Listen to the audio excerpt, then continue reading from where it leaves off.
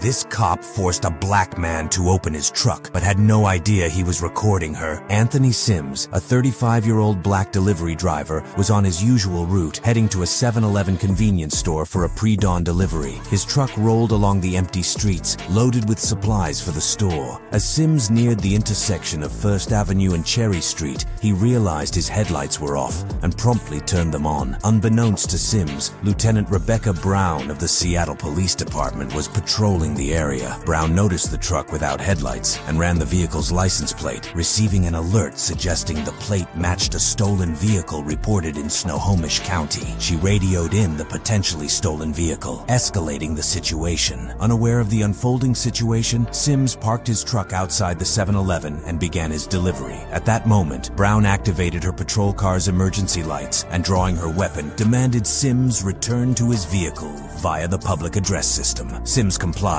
his heart racing as he got back into his truck. Within moments, the quiet street turned chaotic as 7 additional officers arrived, surrounding Sims' vehicle with weapons drawn. Some aimed their guns directly at him, while others adopted less aggressive positions. The high-risk vehicle stop was in full swing. Sims, despite his terror, maintained his composure. What the officers didn't know was that Sims had a dash camera installed in his truck, capturing the entire incident. Additionally, he discreetly started recording on his phone, documenting audio and video of the encounter. Lieutenant Brown approached Sims' truck cautiously, her weapon drawn. "Keep your hands where I can see them," she ordered. Sims did as instructed, his hands shaking as he placed them on the steering wheel. Brown then asked for his keys, which Sims handed over before being ordered out of the vehicle. As Sims exited with his hands raised, another officer was directed to search the truck. Sims, maintaining his composure, protested. "Why are you searching my vehicle? I haven't done anything wrong," he said, his voice steady but laced with fear and frustration. "We have reason to believe this vehicle is stolen," Brown replied curtly. Sims knew this was an error. His truck was properly registered and the plates were legitimate. He tried to explain, but the officers ignored him, focused on their task. An officer opened the truck's trunk, finding nothing incriminating. After several tense minutes, Brown received a call on her radio confirming the mistake. The license plate was not stolen. Brown's face tightened as she processed the news. "It looks like there was a mix-up with the license plate," she said, her tone devoid of apology. Furious but restrained, Sims asked, "Can I go now?" His voice was measured but firm. Brown nodded and the officers began to lower their weapons and retreat. Sims got back into his truck, still recording, and drove away, his mind racing with thoughts of what had transpired. In the days that followed, Sims replayed the incident repeatedly in his mind. He felt targeted because of his race and decided to seek justice. He contacted an attorney and filed a civil rights lawsuit against the Seattle Police Department, alleging racial profiling and an illegal search of his vehicle. The case quickly garnered attention from both local and national media. Sims' dash camera footage and phone recordings served as compelling evidence of the unnecessary use of force and the violation of his rights. The footage circulated widely, sparking outrage and calls for accountability. Judge Lynn presided over the case. Upon review, she found significant evidence supporting Sims's claims. The SPD lacked a policy governing high-risk vehicle stops, a clear omission that allowed for potential abuse. Judge Lynn highlighted that a reasonable jury could conclude the officers' actions were influenced by Sims's race. The city's failure to train its officers on the use of force during high-risk vehicle stops amounts to deliberate indifference to constitutional rights, the judge wrote in her ruling. She denied the city's motion to dismiss the claims, stating that the issue of biased policing was one for a jury to decide. The trial, which captured national attention, became central in discussions about police reform in Seattle. Sims' attorneys, supported by the American Civil Liberties Union of Washington, argued that his experience reflected broader issues within the SPD, including the disproportionate targeting of black individuals. The trial revealed troubling patterns in SPD practices. Data showed that black people were more likely to be stopped at gunpoint by Seattle police than white individuals, even though they make up only about 7% of the city's population. Additionally, despite white individuals being more frequently armed during these encounters, black individuals faced more aggressive police actions. During the proceedings, Lieutenant Brown testified that she couldn't determine Sims's race when she initiated the stop. However, Judge Lynn noted that Brown didn't activate her emergency lights or draw her weapon until Sims exited the vehicle, suggesting that the high-risk tactics might have been partly motivated by Sims's race. Tension filled the courtroom as Sims took the stand, recounting the fear and humiliation he felt during the stop. He described being treated like a criminal without cause. The defense argued that the officers' actions were necessary for their safety, but Judge Lynn was unconvinced. She pointed out that there was no justification for the search of Sims's trunk without a warrant, labeling it unlawful. After several days of deliberation, the jury reached a verdict. They found the city liable for the illegal search and determined that Sims was a victim of racial profiling. The verdict was a watershed moment, prompting renewed calls for police reform in Seattle. Community leaders and activists rallied around Sims, using his case as a catalyst for change. The city and the U.S. Justice Department faced mounting pressure to address systemic issues within the SPD and ensure officer accountability. Following the trial, Seattle's Office of Police Accountability recommended developing a policy for high-risk vehicle stops and stressed the need for comprehensive training on the use of force. Initially resistant, Police Chief Adrian Diaz eventually recognized the necessity of these reforms to rebuild community trust. Sims' ordeal and subsequent trial underscored the ongoing struggle for racial justice and police accountability in America. His bravery in standing up against the injustice he faced spotlighted systemic issues that required attention. For Sims, the victory was bittersweet. While he had achieved justice, the experience left lasting scars. He continued to advocate for change, hoping his case would prevent others from enduring similar ordeals. Sims's story serves as a powerful reminder of the importance of vigilance and accountability. His secret recordings not only exposed the truth, but also sparked a movement for change. His fight for justice became a beacon of hope, inspiring others to demand their rights in the face of adversity. As Seattle moved forward, the lessons from his case would not be forgotten.